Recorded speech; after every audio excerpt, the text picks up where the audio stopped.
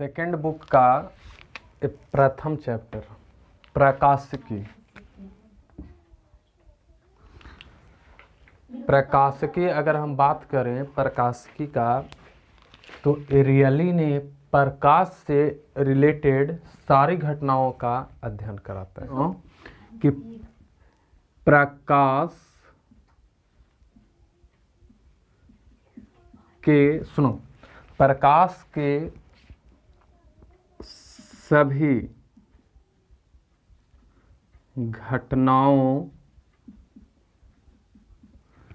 का अध्ययन प्रकाश के सभी घटनाओं का अध्ययन जिस शाखा में करते हैं वो तुम्हारा कहलाता है प्रकाशिकी। वो तुम्हारा क्या कहलाएगा? प्रकाशिकी। इसको अगर देखूं तो अंग्रेजी वर्ड ऑप्टिक्स, और ऑप्टिक्स क्लास 12th में 2 भागों में बटा है। इस क्लास 12th के अगर चैप्टर में जाओ तो सेकेंड बुक में प्रकाशिकी हमको 2 ब्रांच में पढ़ना है और 2 तरह का। और उसमें याद करो कि अभी हम जस्ट बोले कि प्रकाश से रिलेटेड जिस घटनाओं का हम लोग अध्ययन करते हैं जिस ब्रांच के अंतर्गत, तो हमारा क्या है? प्रकाशिकी। तो अगर ये हमारा प्रकाशिकी है तो यहाँ से हम कह सकते हैं ना कि चाहे जितना भी इसमें चैप्टर आए सब चैप्टर में हम लोग प्रकाश के बारे में ही पढ़ेंगे। तो प्रकाशिकी 2 चैप्टरों में विभाजित होता है और पहला होता है किरण प्रकाशिकी। किरण प्रकाशिकी, और इसी से रिलेटेड या इसी के थोड़ा सा विस्तृत रूप हम लोग पढ़ेंगे और वो होगा तुम्हारा तरंग प्रकाशिकी। इसको हम लोग बोलेंगे तरंग किरण प्रकाशिकी और तरंग प्रकाशिकी। इस चैप्टर में जब हम लोग ये वाले चैप्टर को पढ़ेंगे किरण प्रकाशिकी को, तो हम लोग ये मान के चलेंगे कि जो हमारा प्रकाश है वो तुम्हारा एक किरण की तरह। और जब इसके बाद वाला चैप्टर में जाएंगे तो उसमें हम लोग पढ़ेंगे कि प्रकाश एक किरण नहीं तरंग। और इसमें जो पढ़ना होगा किरण प्रकाशिकी में, उसमें हम लोग को सिलेबस जो रहेगा वो रहेगा पहला प्रकाश का परावर्तन। प्रकाश का परावर्तन।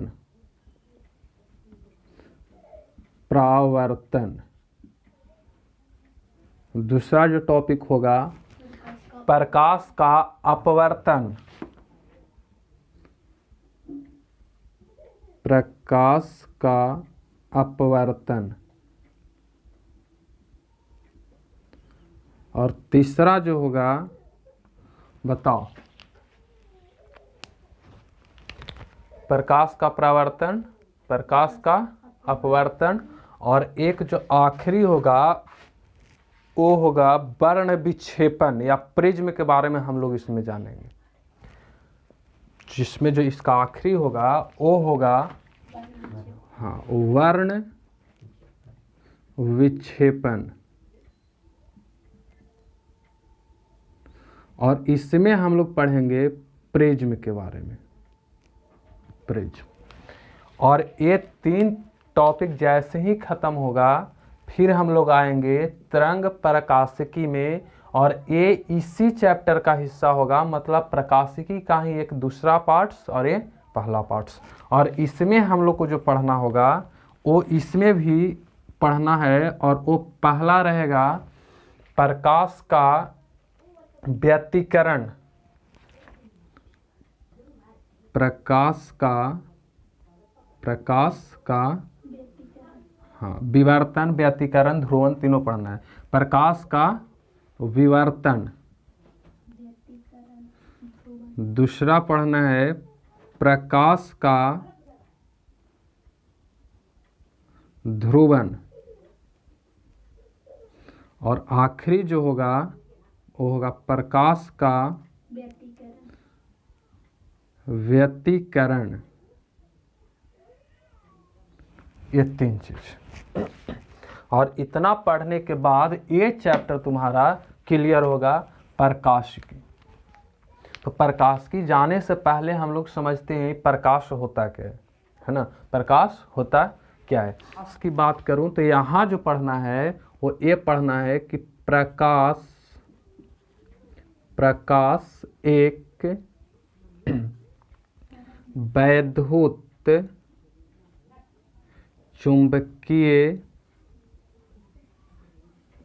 वैद्युत चुंबकीय तरंग है। अभी हम लोग पढ़ेंगे किरण, लेकिन मान के चल रहे हैं कि हमारा जो वैद्युत प्रकाश है वो क्या है, वैद्युत चुंबकीय तरंग। और इसको अगर शॉर्ट में बोलूं तो बहुत अच्छा सा नाम EMW, BMW नहीं, EMW। तो EMW की बात करें ना तो इलेक्ट्रोमैग्नेटिक वेव। BMW कार होती है, पता है, लग्जरी कार। तो इसमें उस सब, खैर उसको बात हम लोग छोड़ते हैं, यहाँ आते हैं। तो ये जो EMW है अर्थात इलेक्ट्रोमैग्नेटिक वेव, इसके बारे में हम लोग इस चैप्टर में समझेंगे। इससे पहले हम लोग प्रकाश के बारे में जान लेते हैं, उसके बाद फिर हम लोग टॉपिक पे आते हैं। तुमको पता होना चाहिए कि जो प्रकाश है, प्रकाश, इस प्रकाश को हम लोग मान के चलेंगे श्वेत प्रकाश, श्वेत प्रकाश। और अगर ये श्वेत प्रकाश है तो तुमको ये भी पता होगा कि श्वेत प्रकाश 7 वर्णों का मिश्रण होता है, 7 रंगों का हाँ मिश्रण। और वो 7 कलर कौन कौन है तुमको पता होगा। विवग्योर, इसका एक कोड होता है, और वो होता है, ऐसे याद करो, हिंदी में भी अगर इसको हम लिखूं तो ओ कलर होता है, बताओ। और वो 7 कलर की अगर हम बात करूं तो 7 कलर कौन कौन होगा। बैगनी, जामुनी, नीला, हरा, पीला, नारंगी और लाल। और ये 7 कलर मिल कर करके एक हमारा प्रकाश देता है जिसको नाम है श्वेत प्रकाश। टोटली जितना भी प्रकाश आ रहा है वो सब के सब श्वेत प्रकाश। अब यहाँ तुम देखो कि इसकी अगर हम बात करूँ तो इसमें जो सबसे, यानी कि अगर हम बात करूँ तो ये तुम्हारा V होगा और ये R होगा, और बाकी इसके अंतर में सब रेडियो होती है। तो इसमें जो 5 कलर होगा, इन सबों कलर की अगर हम बात, सामने लिखा हुआ देख लो। और इसकी तरंग दैर्ध्य की अगर हम बात करूं तो इसकी तरंग दैर्ध्य होती है, बोलो, 3500 एंगस्ट्रॉम। अगर तरंग दैर्ध्य की अगर हम बात करूं, तरंग दैर्ध्य, तो ये तरंग दैर्ध्य होता है सबसे कम वैगनी का, और वो 3500 एंगस्ट्रॉम, इसका नाम है एंगस्ट्रॉम, ठीक है। और उसके बाद तुमको यहाँ जो होता है R यानी कि रेड कलर का, इसका होगा तुम्हारा तरंग दैर्ध्य, इस रेड वाले को सबसे अधिक, और वो तुम्हारा होगा 7500 एंगस्ट्रॉम, 7500 एंगस्ट्रॉम। और बाकी जो एक कलर बच गया, जामुनी, नीला, हरा, पीला और नारंगी,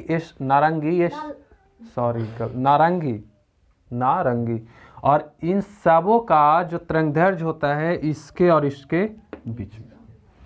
अगर कोई तुमसे ये पूछ दे कि क्या हरा कलर का तरंग दैर्ध्य 3500 एंगस्ट्रॉम से कम है, तो क्या बोल सकते हो।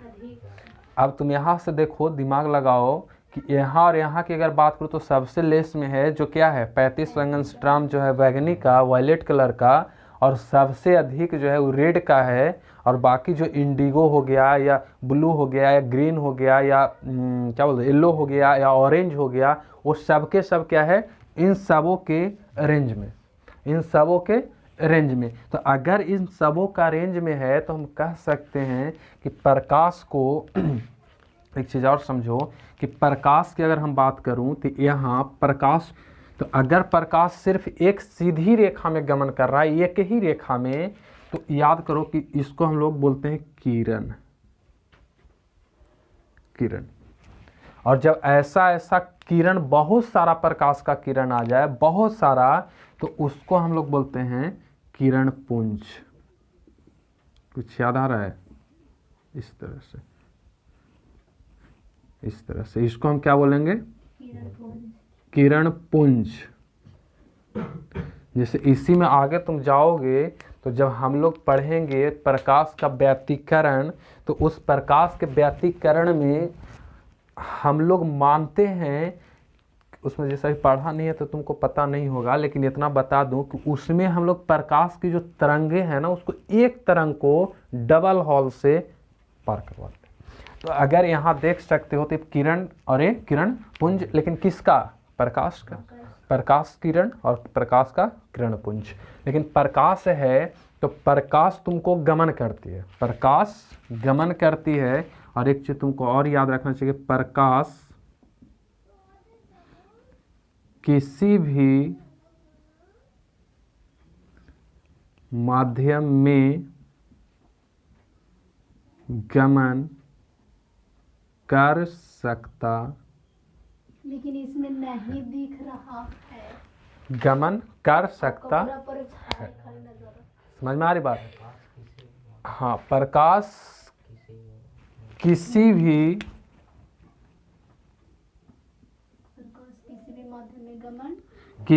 माध्यम में गमन कर सकता है, अर्थात इसकी गमन के लिए किसी माध्यम की आवश्यकता नहीं होती है। और इसको तुम, अच्छा एक मिनट रुक जाओ, प्रकाश किसी भी माध्यम में गमन कर सकता है, ठीक है? प्रकाश किसी माध्यम में गमन कर सकता है, मतलब कि इसको गमन करने के लिए किसी ठोस, द्रव या गैस की आवश्यकता है भी, और अगर ना भी है तो ये निर्वात में भी गमन कर सकता है। मतलब सीधा है कि अगर हमारे पास प्रकाश है तो प्रकाश को गमन करने के लिए किसी माध्यम की जरूरत नहीं है, वो तुमको निर्वात में भी गमन करेगा, ठोस में भी गमन करेगा, गैस में भी गमन करेगा और द्रव में भी गमन करेगा। सुनो एक मिनट, तो जैसे देखो इसका फिर से समझो, प्रकाश किसी भी माध्यम में गमन कर सकता है, इसके लिए माध्यम की आवश्यकता नहीं है। अगर है तो भी ठीक है और ना है तो भी ठीक है। प्रकाश के लिए अगर तुम किसी ठोस वजह ढूंढोगे कि प्रकाश निर्वात में ही गमन करेगा, ठोस में ही गमन करेगा, तो ऐसा कुछ नहीं है। प्रकाश किसी भी माध्यम में गमन कर सकता है। और इसका एग्जाम्पल तुम देख सकते हो कि जैसे मान लो कि यहाँ पास हमारा सन है, यहाँ पास अर्थ है, तो हम कह सकते हैं ना कि इस अर्थ से सन की दूरी बहुत है। यहाँ से यहाँ तक प्रकाश को आने में 8 मिनट 24 सेकेंड के आसपास समय लगता है। और जबकि 1 सेकेंड में प्रकाश की गमन की क्षमता है, वो याद करो कि जबकि इसकी अगर बात करोगे तो इसकी प्रकाश की जो चाल है वो है 3 × 10⁸ मीटर पर सेकेंड, या इसको किलोमीटर में अगर हम चेंज कर दूं तो 3 × 10⁵ किलोमीटर पर सेकेंड। मतलब 1 सेकेंड में प्रकाश 3 लाख किलोमीटर रास्ता यानी दूरी को कवर करता है, फिर भी सन से अर्थ तक आने में इसको 8 मिनट 24 सेकेंड का समय लगता है। तो तुम सोच सकते हो क्या इस सन और अर्थ के बीच में यहाँ पास कुछ है? नहीं है, ये तुम्हारा निर्वात है। क्या है ये? निर्वात है। और अगर ये निर्वात है तो हम कह सकते निर्वात में भी गमन करेगा, ठोस में। अब इसकी ठोस की एग्जांपल क्या है समझ सकते हो कि अगर एक दर्पण तुम लगा दो यहाँ सामने में, और वो दर्पण पारदर्शी हो, दर्पण अगर पारदर्शी हो तो दर्पण होगा नहीं, यानी सिंपल समझो कांच है, और इधर से अगर लाइट दूं, इसका बेस्ट एग्जांपल तो सामने लगा हुआ लाइट है, नहीं है कि अगर उसको तुम देखोगे तो लाइट के ऊपर में कवर चढ़ा हुआ है जो प्लास्टिक का है, जो ठोस है, और उससे होकर के लाइट बाहर निकल रही है। ठोस में भी गमन कर सकता है। तीसरा, गैस में भी गमन कर सकता है। जैसे याद करो कि अगर यहाँ पास है तो वहाँ से प्रकाश चल करके क्या यहाँ नहीं आ रहा है, आ रहा है। तो अगर वहाँ से यहाँ प्रकाश आ रही है तो हम कह सकते हैं कि प्रकाश का गमन में प्रकाश गैस में भी गमन करता है। द्रव का एग्जाम्पल तुम सोचो क्या हो सकता है। तो अगर हम द्रव के एग्जाम्पल की बात करूं तो द्रव भी हो सकता है। पता है, इसको देखा होगा तुम लोग। अगर मान लो, उतना छोड़ो ना, मेरे पास वो है ना, देखो अगर इसकी अगर हम दिखाऊं तो इसके अंदर में द्रव भरा हुआ है, देखो है। इसमें तीनों एग्जाम्पल मिल जा रहा है। ये तुम्हारा गैस, अरे सामने वाला ये जो कवर जिसके अंदर में लिक्विड है, ऊपर वाला ये जो परत है क्या है, ठोस है। आवाज़ सुन सकते हो, देखो समझ में आ रहा है। अगर ठोस नहीं रहता तो क्या आवाज़ करता, नहीं। उसके अंदर में देखो ये लिक्विड है, अच्छा से देखो अंदर में लिक्विड है और इसके अंदर में बहुत सारे सितारे चमक रहे हैं, देखो। तो अगर ये प्रकाश नहीं अंदर जाता, गमन नहीं करता, तो क्या इसके अंदर में बना हुआ जो स्ट्रक्चर है इसको हम लोग देख पाते हैं, नहीं देख पाते। तो हम कह सकते हैं ना कि प्रकाश ठोस, द्रव, गैस और निर्वात चारों माध्यम में इजीली गमन कर सकता है। हाँ, यहाँ पास एक तुमको प्रॉब्लम हो सकता है कि हर एक माध्यम में प्रकाश की चाल अलग अलग हो सकता है। अगर हम बात करें तो यहाँ एक चीज़ कह सकते हैं कि प्रकाश की चाल इस निर्वात में कुछ और होगा, गैस में कुछ और होगा, ठोस में कुछ और होगा और द्रव में कुछ और होगा। मतलब यहाँ हम कह सकते हैं कि प्रकाश का वेग माध्यम पर निर्भर करता है। लेकिन एक चीज़ और समझो कि क्या होता है यदि हम प्रकाश को एक माध्यम से दूसरे माध्यम में ले जाते हैं। क्या होता है जब प्रकाश को एक माध्यम से दूसरे माध्यम में ले जाते हैं, तो उसके लिए हम लोग यहाँ देखते हैं। मान लो कि यहाँ पास मेरे पास माध्यम 1 है, माध्यम 1, और ये हमारा माध्यम 2 है। यानी इसको M1 M2 कर देते हैं, M1 और ये मेरे पास M। समझना इसको ठीक से। अब यहाँ से तुम्हारा टॉपिक स्टार्ट हो रहा है। यहाँ से तुम्हारा टॉपिक क्लास 12th का स्टार्ट होता है। ये तुम्हारा प्रकाश का एक परिचय था जो हम दे दिए, और यहाँ से रियली में इसका खेला शुरू होता है। थोड़ा सा हम रिलेट करने की कोशिश करते हैं। समझना कि ये माध्यम 1 है, माध्यम 2 है, और प्रकाश हमारा यहाँ से आ रहा है, प्रकाश यहाँ से आ रही है। तो हम यहाँ लिख सकते हैं ना एक वर्ड कि क्या होता है, क्या होता है जब प्रकाश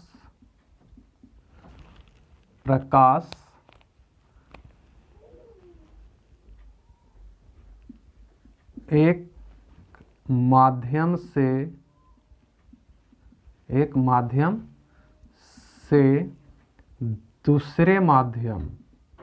दूसरे माध्यम में प्रवेश करता है।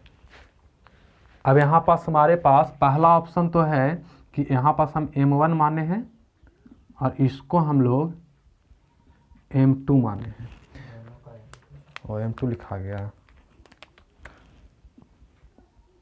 M1 और M2। तो इजली हम कह सकते हैं कि पहला तो केस बनता है कि अगर हम प्रकाश को यहाँ से अगर दें तो हो सकता है कि इस माध्यम से टकरा करके पुनः अपने ही डायरेक्शन में लौट जाए। पहला केस कि यहाँ से अगर हम इसको ले जाएं, लाइट को भेजें, तो टकरा करके पुनः अपने ही माध्यम में लौट सकता है, पहला केस। दूसरा केस है कि अगर इस प्रकाश को हम दूसरा केस है कि अगर इस प्रकाश को हम इस माध्यम से इस माध्यम में भेजें तो वो डायरेक्टली इस माध्यम से इस माध्यम में चेंज हो करके और ये अपनी रास्ता से भटक सकता है, विचलित तो हो सकता है, अर्थात इस सीधा ना जा कर करके इसका डायरेक्शन कुछ ऐसा हो सकता है। दो कंडीशन, इसको चलना चाहिए था कहाँ, सीधा, लेकिन सीधा ना चल कर करके ये अपनी पथ से विचलित हो सकता है। दो कंडीशन हो गया। पहला कंडीशन कि अगर हम प्रकाश को इससे पहली माध्यम से दूसरी माध्यम में प्रवेश कराऊं तो पहली माध्यम के जहाँ पास सरफेस होती है, अंतरापृष्ठ जहाँ हम जिसको बोलते हैं, वहाँ से टकरा करके वो अपने ही माध्यम में लौट सके। पहला केस। दूसरी केस कि अगर प्रकाश को हम भेजें तो माध्यम पहली माध्यम से दूसरी माध्यम में अपनी पथ से विचलित होकर के आगे बढ़ जाए। तीसरा केस क्या हो सकता है कि अगर इस लाइट को अगर हम यहाँ भेजूं, देखो इसका हम कलर चेंज कर ले रहे हैं, और वो तीसरा केस क्या हो सकता है कि अगर इस लाइट को हम भेजें और वो लाइट ना माध्यम दूसरा माध्यम में जाए और ना ही वो लौट करके आ जाए, तो हम कह सकते हैं कि वहाँ पास जो है प्रकाश का क्या हो जा रहा है, अवशोषण। यहाँ सीधा सा यहाँ गया और प्रकाश टकरा उसमें और प्रकाश आया ही नहीं वापस, और न ही वो किसी दूसरे माध्यम में गया, मतलब जहाँ गया वहीं पास उसका क्या हो गया, अवशोषण हो गया। तो हमारे पास तीन कंडीशन बन रहा है। ठीक है, हमारे पास तीन कंडीशन है। अगर तीनों को लिखूं तो पहला कंडीशन हो सकता है क्या, जगह ही नहीं बच रहा है, देखो यहाँ हम लिखते हैं। पहला कंडीशन हो सकता है कि प्रकाश टकरा करके लौट जाए। पहला कंडीशन है कि टकरा कर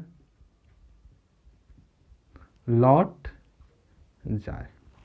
दूसरा कंडीशन हो सकता है कि प्रकाश दूसरी माध्यम में अपनी पथ से विचलित हो जाए, यानी M2 में अपने पथ से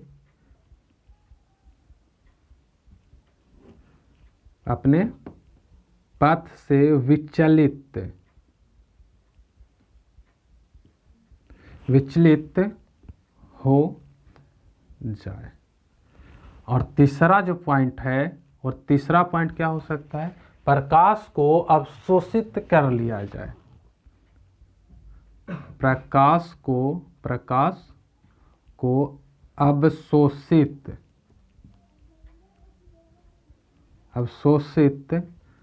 कर लिया जाए। तीन घटना है, और यही तीनों घटना हम लोग को पढ़ना भी है। इसका एग्जाम्पल तुम समझ सकते हो। अब शोषण का अर्थ होता है कि जैसे सुना होगा कि पेड़ पौधे सूर्य के प्रकाश को ले करके ऑब्जर्व करके अपना भोजन बनाते हैं क्लोरोफिल की उपस्थिति में। तो क्या करता है, प्रकाश को ऑब्जर्व करता है, खींचती है अपने आप, सूखता है, तो क्या हो रहा है, अवशोषण। अब जब प्रकाश टकरा करके अपना माध्यम में आ जाता है, पुनः अपना माध्यम में आ जाता है, तो उसको हम लोग बोलते हैं प्रकाश का परावर्तन। समझना, जब प्रकाश टकरा कर करके, जैसे ग्रीन वाले देख रहे हो, टकरा करके पुनः अपना माध्यम में आ रहा है, तो इसको हम लोग बोलेंगे परावर्तन। और जब यही माध्यम 2 में अपने पथ से विचलित हो जाता है, तो इसको हम लोग बोलेंगे अपवर्तन। क्या बोलेंगे, अपवर्तन। मतलब यहाँ क्या हो रहा है, प्रकाश का अपवर्तन हो रहा है। और तीसरा जो कंडीशन है वो तुम देख सकते हो कि जो प्रकाश को अवशोषित हो रहा है, वो तीसरा कंडीशन है कि प्रकाश का अवशोषण। मतलब यहाँ पास क्या हो रहा है, प्रकाश का अवशोषण। अब यहाँ से हम लोग को तीनों को अलग अलग करके पढ़ना है, पूरी डिटेल्स में पढ़ना है। तो फर्स्ट क्लास का फर्स्ट लेक्चर तुम्हारे सामने। अब इसको तुम लिखो। अब इसी चीज़ को आगे बढ़ा करके हम यहाँ देखते हैं। पहले हम देखे थे, तुमको पता भी होगा कि इसमें 3 कंडीशन था। पहला कंडीशन था कि जब कोई प्रकाश अपने ही माध्यम में टकरा करके लौट जाए तो उसे हम लोग बोलते हैं परावर्तन। तो इसको आगे लेकर के अगर बढ़े तो हमारे पास अगला जो टॉपिक है, प्रकाश का परावर्तन, रिफ्लेक्शन ऑफ लाइट। होता क्या है कि अगर मान लो कि मेरे पास कोई वैसा वस्तु जो बहुत अच्छा प्रकाश का परावर्तक हो, मतलब वो प्रकाश को रिफ्लेक्ट करता हो, तो इससे बढ़िया अगर बात करूं तो ये सबसे बढ़िया होता है वो है तुम्हारा दर्पण। दर्पण, और दर्पण के बारे में तुम अच्छी तरह से जानते हो कि एक साइड इसका पेंटेड होता है और एक साइड प्लेन होता है, मतलब वो पेंटेड नहीं होता है। और मान लो कि मेरे पास यहाँ कोई एक लाइट का स्रोत है,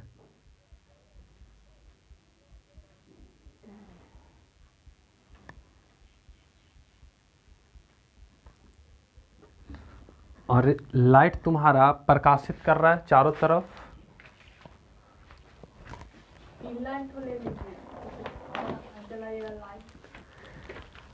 अब यहाँ से लाइट निकलेगा इस तरह से,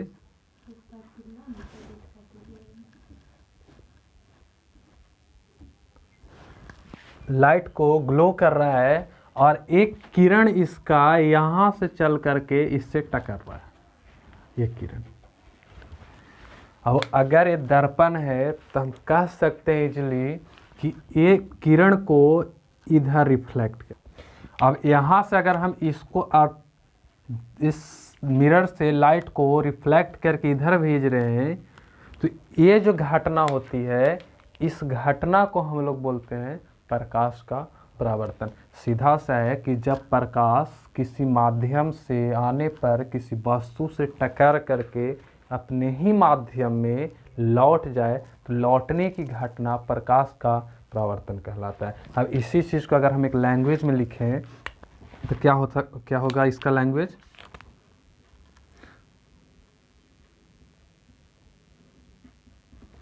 एक बार फिर से पढ़ दे रहे हैं हम इसको कि यदि कोई प्रकाश किसी माध्यम से, ये प्रकाश है, ये एक माध्यम है, से टकरा कर अपने ही माध्यम में, याद करो कि इसको अगर हम M1 मानते हैं, माध्यम 1 है और मेरा माध्यम 2 है, तो M1 से माध्यम M से चल करके मिरर से टकरा रहा है और टकराने के बाद M1 के डायरेक्शन में ही लौट रहा है। हम क्या कह सकते हैं कि टकरा कर अपने ही माध्यम यानी M1 में ही वापस लौट जाए तो उससे प्रकाश का परावर्तन कहते हैं। और ये जो क्रिया होती है प्रकाश का परावर्तन कहलाता है। और यहाँ पास तुमको 3-4 तरह की घटनाएं घटती है, उसको और विस्तृत हम लोग करेंगे अगले क्लास में, लेकिन थोड़ा सा इसको समझ लो कि ये जो दर्पण होती है और एक किरण आ रही है और किरण जा रही है, तो इस किरण को बोलेंगे आपतित किरण।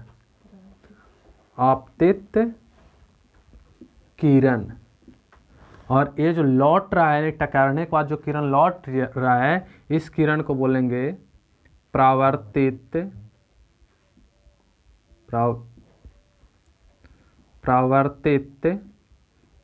किरण।